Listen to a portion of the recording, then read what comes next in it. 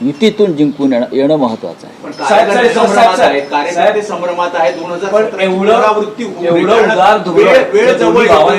एवढं उदार धोरण जर दोन्ही भावांनी स्वीकारलं असेल तर अर्ज भरण्याचा आज पहिला दिवस असताना अजूनही युतीची अधिकृत घोषणा कशा करता केलं जात नाही. ज्या दिवशी वरळीच्या डोममध्ये दोन भाऊ एकत्र आले तेव्हाच युतीची घोषणा झाली. तुम्हाला चिंता कशा करता पाहिजे की आता का घोषणा नाही, उद्या का घोषणा नाही? करू ना, आम्ही ठरवू आणि तुम्हाला सांगू. तुम्हाला पाहिजे त्या तारखेला आम्ही करणार नाही. तुमचा अजेंडा मीडियाचा राबवणार नाही. आमचं जे शेड्यूल ठरलेलं आहे त्यानुसार आम्ही करणार. कार्यकर्ते म्हणतात 2017ची पुनरावृत्ती होणे अगदी शेवटच्या घटकापर्यंत होणार नाही. असं कार्यकर्ते काही म्हणत नाहीये. कार्यकर्त्यांशी आमचा संवाद आहे, सगळ्यांशी. कार्यकर्त्यांच्या मनामध्ये ह्या वेळेला कोणताही संभ्रम नाही. त्यावेळेला जे काय तुम्ही म्हणताय तेव्हा चर्चा सुरू झालेली नव्हती. तेव्हा सगळे हवेतले हवाबाण हरडे बाण होते. आता रिसर चर्चा, बैठका, जागा वाटप पूर्ण झालेलं असल्यावरती कार्यकर्त्यांनाही माहिती आहे कुठे काय चाललं आहे आपापल्या भागात.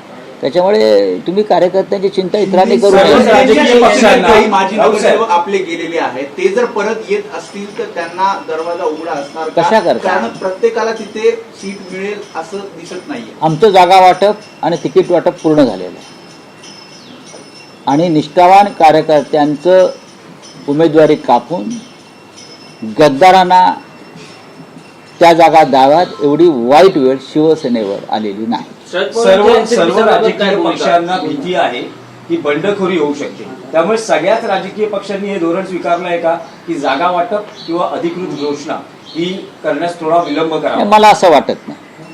शिवसेना युबीटी मध्ये बंड होणार नाही. बघा, बंड कुठे होत नाही, बंड कुठे होत नाही. पण या वेळेला शिवसेना आणि मनसे युतीमध्ये अशा प्रकारचं काही घडेल असं मला वाटत नाही. शरद पवार साहेबांच्या पक्षाशी जयंतराव पाटील चर्चेमध्ये आहेत. ते आमच्या जी जागा वाटपातली आमची जी टीम आहे स्वतः उद्धव ठाकरे साहेबांशी जयंत पाटील चर्चा करतात. काँग्रेस हा विषय बंद झालेला आहे. नक्कीच आम्ही शेवटपर्यंत प्रयत्न करू की कुठे कटुता न ठेवता आपण मुंबईमध्ये लढू आणि भविष्यामध्ये निवडणूक निकाल झाल्यावरती सुद्धा आपल्याला मुंबईच्या रक्षणासाठी एकमेकाला कशी मदत करता येईल या संदर्भात आमची वरिष्ठ स्तरावर चर्चा झाली.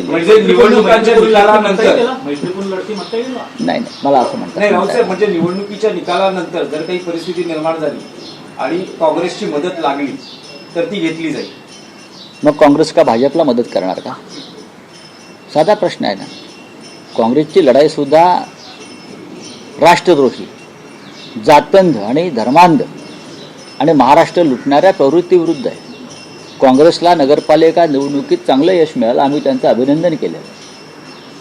आणि जर काँग्रेसला काही चांगल्या जागा मिळाल्या आणि त्यांची आम्हाला गरज लागली तर नक्कीच त्यांची मदत घेतली जाईल. पण शिवसेना आणि मनसे युती व राज ठाकरे व उद्धव ठाकरे जेव्हा एकत्र आलेले आहेत तेव्हा आम्ही 100चा आकडा 100% पार करतो. त्याबरोबर दोन्ही राष्ट्रवादी या पुण्यामध्ये एकत्र येताना पाहायला मिळत आहेत.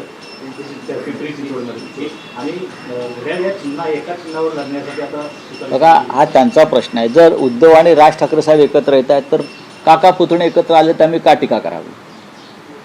जर आम्ही एकत्र येतोय घरामध्ये, कुटुंबामध्ये, म्हणजे राजकीय दृष्ट्या असेल, आम्ही राजकीय दृष्ट्या नाही, आम्ही भावनिक दृष्ट्या, तर ते एकत्र आले म्हणून त्यांच्यावर टीका करणं मला योग्य वाटत नाही. पण परवाच्या दिवशी राऊत साहेब तुम्ही एक असं मत व्यक्त केलं की अजित पवारांशी हात भाजपशी म्हणजे भाजपला 100% आणि मदत असं याबाबत माझं शरद पवार साहेबांशी बोलणं झालं. पण त्यांनी अशा प्रकारे काही घडेल म्हणजे भाजपशी हात मिळवणी केली जाईल याबाबत त्यांनी शंका व्यक्त केली. काँग्रेसच्या हायकमांडशी संवाद साधला जातोय परंतु स्थानिक पातळीवरती तुमचं काही बोलणं सुरू आहे का? मैत्रीपूर्ण लढती आणि मग आज स्थानिक पातळीवरती आमची सातत्यानं चर्चा सुरू आहे. आमचे सहकारी आहेत महाविकास आघाडीतले. जर कोणाला वाटत असेल की महाविकास आघाडी